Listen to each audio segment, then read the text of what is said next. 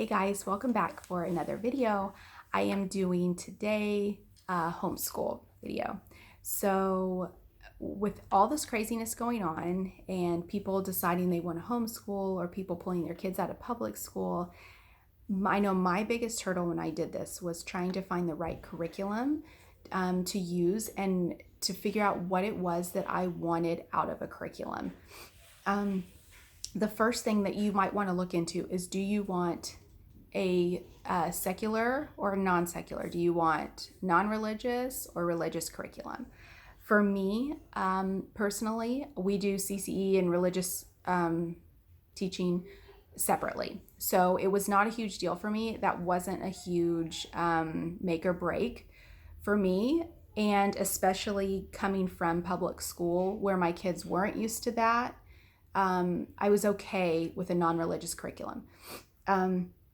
But some people are dead set on that and know that that's what they want. Narrowing that down first will be hugely beneficial to you. So say, if you want religious curriculum, you can Google that. There are a ton of those. There's not as many non-religious curriculums, but I can guarantee you that going by the public school system and just kind of tweaking that curriculum how you want is a good way to start. That is kind of what I did. I said, okay, these are the books that my kids are used to, or my oldest specifically, because he was in third grade at that point. This is what my kids are used to, and this is the format that my kids are used to. Let's start here, and let's just kind of see how this goes at home. And if we don't want to do, a certain section of this, we don't have to, and you can tweak it as needed. I think that helped. That was a huge weight off my shoulders when I kind of realized that. Let's just do a starting point. Let's just figure out where do we want to start and see if this works and narrow it down from there. So religious versus non-religious, figure that out first and go from there. Google, or I will also do a grade by grade of what I do this year currently, and then what I'm going to do, because I'm going to change it up a little bit, I think, for next year. So right now I have a 6th, a 3rd, kinder, pre-K, and then 2-year-old, but I just kind of, colors, shapes, things like that. So next year we're going to grade up and I'm going to see, kind of evaluate there. But for what I'm doing now, I will do a separate video for each grade as well to kind of show you what I do and what I use. But that's the first thing you want to do, narrow that down. Secondly, does your child do better with distance learning? There are distance learning options. I would say, I have never tried that. However, with my oldest in middle school and in the future years, I might look into that because there might be things that I might not be as good as to teach. And it might be a lot easier for him or her to learn distance-based with the teacher. I have not tried that before. It's something that is on my list to kind of look into for later grades. But there is that option. Bob Jones University, I know, has that, and there are a few others. So does your child do better with learning, distance learning, and having an actual teacher there? Or, there are also CDs that you can use too. Teaching Textbooks has a CD that you can use, or books. For me and my kids right now, having a book in front of them is what works best. Having something right there. Sitting at a computer and doing it is probably not going to work well right now, especially with all the distractions at my house. It just doesn't work well. But that's another thing that you need to think about. What kind of learning style does your child do best in? Virtual, you being the teacher, or the CD where it grades everything for you and teaches it for you so you don't have to be the bad guy, basically. Another thing is, what should your curriculum look like? Black and white, here are the rules. This is what you do, rule 1, rule 2, rule 3, do the problems. Or is your child more play-based and do they enjoy more interactive things? One of the curriculums that I use, which I'll go into that when I do my separate grades, is more play-based, and it works better for my younger kids to keep their attention. Absolutely. The kindergartners and even probably first grade. I mean, I plan to use it going forward, but the younger kids especially, because this school thing is new to them, and having something that's fun and interactive is going to keep them engaged and help quite a bit throughout your school day. So the older kids might do better with just straightforward, here's how you do the work, just do it. And the younger kids might do better with games and things like that. And that is okay to have different curriculum for each child. I do have that. My math is different for a couple of my kids. My language arts is different for a couple of my kids. So it is okay to not use the same thing across the board. And that might take some trial and error to say, okay, we tried this, it does not work. But it might work for one of your other kids. So allow yourself and your kids the time to change and to see what works best for you based on the curriculum type that you choose. And be okay with changing, mid-year or a month or two in. I've done that as well. Family style subjects. I do have that with history and science, but I have not been very good with it. And that was new this year that I tried, and I don't know if I'm going to be going back to that. I started off, and I'm going to use my older one, my 11-year-old as an example because of his, public school experience. But I started using, for example, the history, social studies that they were using. He is a reader, so he will sit and read and comprehend, and he could sit and read for a very long time. And hopefully you can't hear all my kids in the background.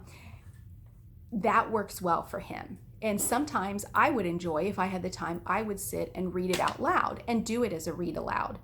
That kind of works best for my second, although she's more of probably a read aloud type where, instead of saying, okay, go to your room and read this chapter, which she does like to read, but I feel like it might work better if I read it out loud and we go over it together.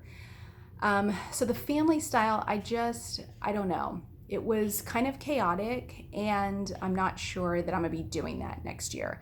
I will show in my video what I was using and what I started to use, but I've kind of slacked off on that. And so I think it's going to be a little bit different next year. But you might work well with, your whole family might work well if you have the right grades and the right ages of kids. That might work best for you for time purposes too. History and science, for example, that's probably the main ones that you would do the family units for. That might work well for you. So there are plenty of options out there for that kind of curriculum, and narrow that down too. So kind of one by one, just do one thing at a time. Your most important thing down to your least important thing that might narrow it down to the exact curriculum that you think might work, but it might not work once you try it, which is okay. Is time an issue, or do you have one kiddo where you could devote the entire day to that one child homeschooling? So for me, there are some curriculums that are longer and more in-depth than others, and I had that issue with a math that I was doing. And so I'll go into that too when I do my individual videos. But one of the maths that we were using, I loved it, and it was colorful and everything, but it was long and it was just too much. And I feel like the amount of work that my kids were doing was so repetitive and unnecessary for what they were learning. So that is another important thing to look into. If you have all the time in the world to devote to homeschooling, by all means, don't worry about that then. Don't worry about how long it takes you to finish a lesson, if that's okay with you. If you have 7 kids, it might make a big difference. Common Core versus kind of picking your own curriculum. So Common Core, meaning you're on the same standards grade-wise as public school. I know that going in, my kid is going to know everything by the end of the year, as every public school 6th grader knows. if that does not matter to you and grades don't matter to you, grade levels, a lot of curriculums will say take this assessment first and see where your child is at. I kind of have, that kind of makes me cringe a little bit, to be honest. And maybe that's because of public school, because of our history with public school. I am more of I need to know what grade you're at. I need to know what grade you're actually in. We're not somewhere in between, 6th and 7th. We're not somewhere between 3rd and 4th. What grade are you in? And I want my kid to be able to say, if somebody asks them, what grade are you in? Well, I don't know, because my mom never tells me what grade I'm in. That might work for some people. It does not work for our family. It does not work for me. It does not work for my kids. My kids know what grade they're in and what grade they're going into. Now, by all means, if your child excels in a certain subject, keep going then.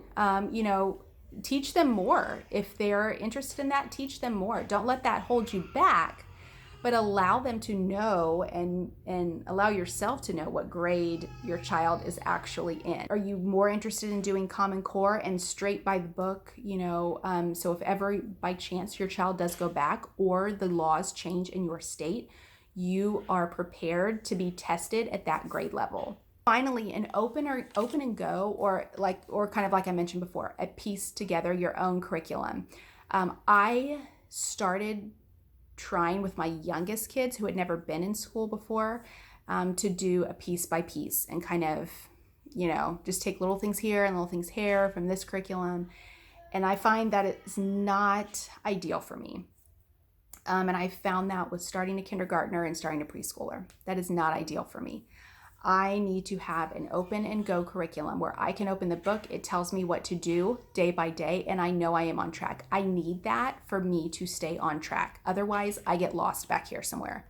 I don't know what the heck I'm doing sometimes, because when I started that, I was like, wait, is this enough? Is this, letter of the week? Have we done everything that we need to do for him to understand this, I prefer an open and go. I prefer to be able to have it listed out what to do, what day to do it.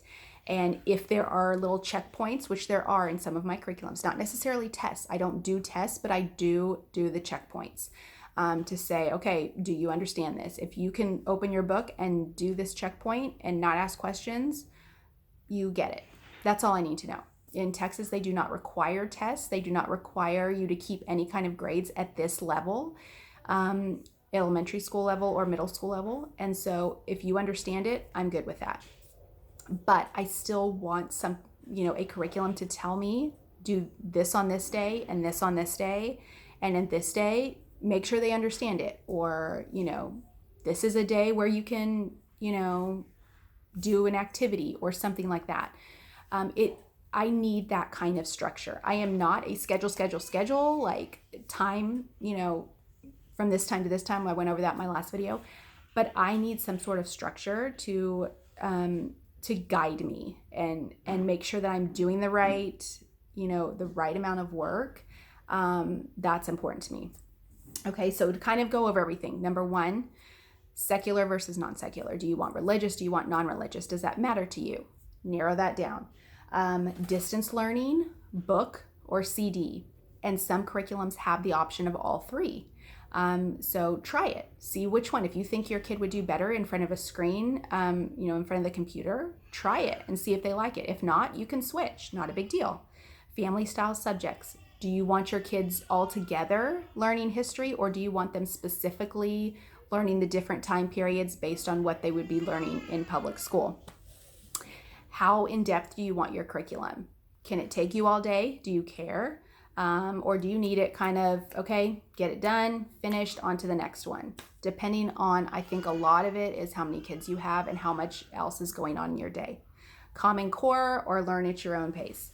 Do you want the standards? You can go on the website for your local ISD and see what the standards are and what they're learning and take it from there, and make sure that your curriculum kind of matches up with that, or on your own pace. Does it matter to you? Do you care if your kid is in a specific grade, or are you just kind of learn at your own pace kind of family? That's fine too. And then finally the open and go or piece together. Open and go being a little bit more strict, a little bit more scheduled, but you can tweak it as needed. So hopefully that helps with some people that are either coming from public or private school or starting from square one. It's a lot easier if you're starting from square one because your kids aren't used to anything specific, and neither are you. But again, keep in mind that you can change it, and you can change anything throughout the year, because that's the beauty of homeschool. So anyway, I will be doing individual grade videos too for what we're currently using, and then when I get the curriculum in for this next upcoming school year, I will do separate videos on that too. So okay, we'll see you guys next time.